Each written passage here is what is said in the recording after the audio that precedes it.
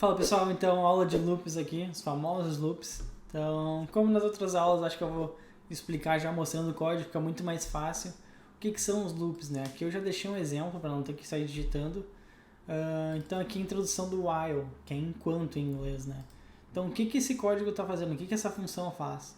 A gente criou uma variável aqui de index, né? O i, que começa em 0. E o que a gente está falando aqui, ó? Enquanto i for menor do que 5, roda o que está aqui dentro. Lembra, né? Quando a gente abre um bloco aqui, ele vai executar o código que está dentro dele. Então, enquanto i for menor que 5, executa isso. O que é isso aqui? Escrever uma linha com o valor do i. E o que a gente está fazendo? I++, né? Incrementando o valor de i. Então, vamos executar aqui rapidinho para a gente ver.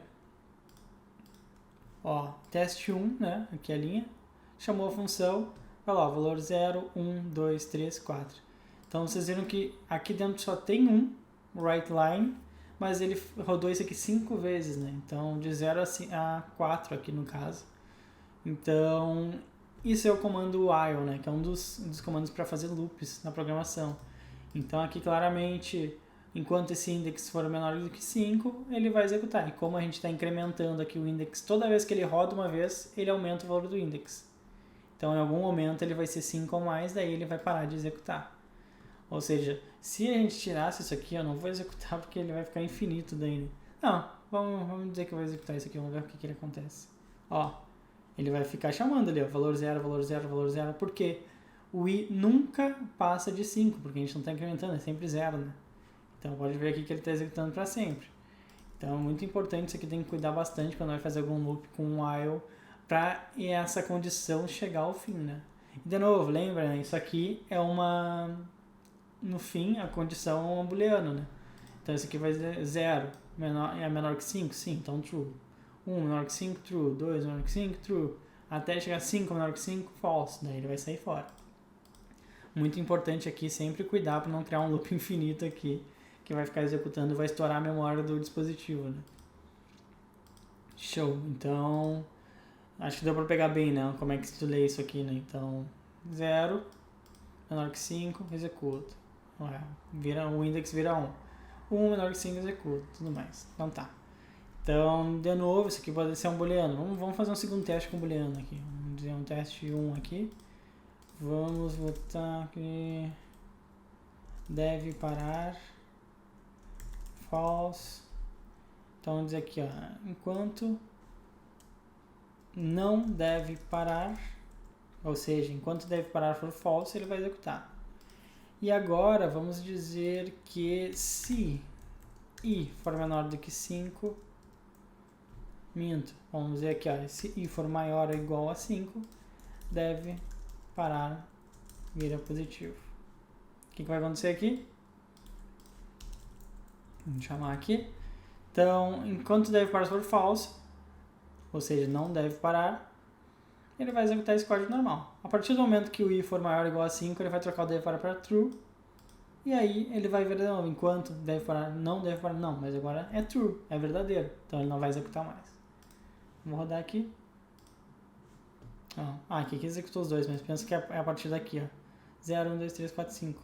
Por que aqui ele printou uma vez a mais do que o anterior?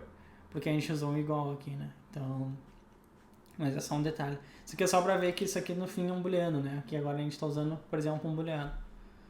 Beleza. Vamos explicar agora uma outra forma de fazer um loop, né? Vamos fazer aqui um void test 2. Seguindo. Ignora esses nomes, por favor, é só exemplo.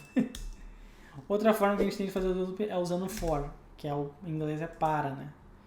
Então aqui vai ser o jeito que a gente escreve isso. A gente tem que inicializar uma variável for int i igual a 0.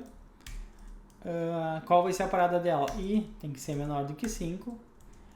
E como é que vai ser o incremento disso? I mais mais. Então, o que ele está dizendo aqui? O index vai começar em 0, vai rodar até ser menor do que 5, e toda vez que rodar o código aqui dentro, ele vai incrementar mais o i. Ou seja, a gente não precisa fazer aqui dentro o i mais mais, entendeu? Então aqui de novo, deixa eu copiar aqui a linha. Vocês vão ver aqui. Deixa eu tirar fora esses aqui para não confundir. Deixa eu chamar o teste 2. Opa, aqui. vocês vão ver que executou de novo, valor 0, 1, 2, 3, 4. Ou seja, o que ele está fazendo? Basicamente a mesma coisa que ele está fazendo aqui. Só que na estrutura do for, a gente não precisa fazer o i++ aqui, porque ele já está dentro da própria estrutura do for, ele já tem isso. Então, quando que eu uso um while ou um for, digamos assim? Vocês devem ter percebido que o while aqui é menos engessado, digamos, que o for. Né? O for a gente tem toda uma estrutura, o while é só uma condição.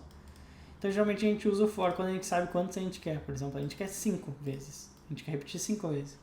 Já o while, não precisa disso aqui, está bem definido o valor de vezes que ele tem que rodar. Por exemplo, num jogo, por exemplo, poderia ter, enquanto o jogador estiver vivo. A gente não sabe se isso aqui o jogador vai ficar vivo depois de 10 interações ou 1000 interações, enquanto ele estiver vivo. Então, a mesma coisa se deve parar aqui. A gente não sabe quantas vezes ele vai rodar isso aqui. Claro, aqui a gente sabe porque a gente botou aqui dentro, mas digamos se fosse algum fator externo que diria para ele parar, a gente não sabe quantas vezes vai rodar. Já o for é específico. Não, tipo, isso aqui vai rodar, a gente já sabe o valor, o tamanho, né, disso. Algumas variações aqui, por exemplo, aqui dá para aproveitar ao invés de i++, dá para botar i mais igual a 2, por exemplo. Então, ao invés dele incrementar de 1 em 1, ele vai incrementar de 2 em 2. Então, aqui, vamos ver aqui, ó, 0, 2, 4. Depois ele não botou o 6, porque 6 é maior que 5, por exemplo. Mesmo, outra coisa, acho que daí talvez eu possa usar um terceiro aqui. Isso aqui também pode ser negativo, né? Ou pode ser vezes. Então aí vai da criatividade do uso. Mas geralmente aqui, ó, 99% das vezes é mais. Tipo, vai subindo de 1 em 1, é o que a pessoa quer aí nas lógicas, geralmente. Mas a gente pode fazer o contrário, por exemplo. A gente pode começar com i igual a 4. O i vai ser maior ou igual a 0. E aqui menos. Ele vai começar no 4 e vai descendo. Então se a gente executar isso, deixa eu tirar o outro aqui. Vocês vão ver que ele vai executar de trás para frente, por exemplo. Então, aqui as variações no i, né? De novo, aqui a gente abre um bloco de código, né? Nada impede, por exemplo, deixa eu criar um quarto aqui. Teste 4. Vamos criar um while. Vamos ver. Bom, já que eu vou usar o while, eu tenho que criar uma propriedade aqui fora. Var index 0. Enquanto o index for menor do que 5, ele vai rodar. Mesma coisa lá do início, só que esse index ao invés de i. E agora aqui dentro, vamos dizer que eu vou criar um for. Nada me impede. For, digamos, j aqui, só para não confundir com index. 5 também. J++.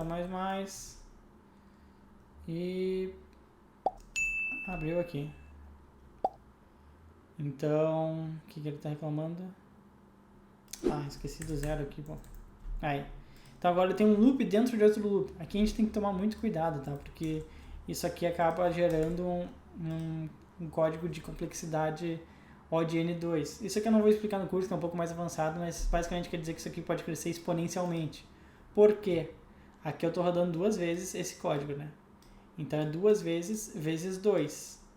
Mas se eu aumentar esse 2 para 10... é 2 vezes 10. Então são 20 vezes que isso aqui vai rodar. Então, por mais que eu tenha aumentado só de 2 para 10, 8 de diferença, na verdade o código cresceu para 20, de 4 para 20. Então isso aqui tem que cuidar bastante, evitar o máximo possível, mas às vezes tem lógica que não tem como. Então aqui, vamos fazer um print. Vamos lá, console.writeLine, valor de j, vamos lá. O j aqui. Aqui a gente vai dar um console.writeLine. Na verdade, vamos botar o valor do index antes. Index. Porque a gente quer printar o 0 primeiro, né, que é o primeiro estado. E aqui index ++. Nota que esse index ++ está fora do for, né? Então, depois que acabar tudo, depois que ele rodar as 2 vezes aqui, que ele vai cair aqui, lembre, né? Questão dos blocos. Então, só para ficar claro, vou até deixar um espaço aqui. Então, o que esse código vai fazer? Como é que a gente lê isso, né? Enquanto index for menor que 2, então tá, aqui ele é 0. Então, ele vai printar index 0. Vai entrar no for, j de 0 a 2. Então, ele vai printar aqui valor de j 0, vai entrar de novo, porque 0 é porque ele vai incrementar para 1, 1 é menor que 2, valor de J 1. Vai incrementar 2 é menor que 2? Não, tá, então vai aumentar o index mais aqui, o index mais 1, vai virar 1. Vai voltar lá para o while, index é 1, menor que 2? É, tá, então vamos aqui printar de novo, entra no for de novo, aumenta aqui. Vai lá, 2 menor que 2? Não, deu, acabou o código, porque ele vai sair fora daqui. Vou até aqui fora, botar um write ln, line, né? Acabou. Só pra... Então isso aqui só vai ser rodado depois que ele rodar todo o while e todos os fors dentro do while. Então tá, vamos chamar aqui teste 4. E é isso. Index 0, valor de 0, valor de J0, valor de J1, index 1, valor de J0, valor de J1. Então, é isso, pessoal. Só tem que cuidar mesmo. Bem o exemplo que eu dei aqui, que aqui acaba aumentando exponencialmente, mas às vezes não tem como evitar, né? Então aqui eu expliquei a questão do while e do for, algumas aplicações, e também pode usar um dentro do outro, né? Como tudo que a gente criou até agora, né? Poderia ter um if aqui dentro, sei lá. Então é isso. Acho que as aulas agora começam a ficar um pouco mais complexo. Então se precisar voltar um pouco, pausar o vídeo, olhar melhor, cara, faz isso, vale a pena. Não adianta fazer essa parte correndo, sabe? E de novo, se tu está vendo isso pelo curso, vai lá e faz os exercícios. Tira um tempo, faz os exercícios. Se não está tão claro, refaz os exercícios antes de ir para a próxima aula. E se tu tá vendo pelo YouTube, né, vale a pena lá conferir o curso, comprar aí para ter acesso aos exercícios também. Além de me ajudar, né? Então tá, valeu, pessoal.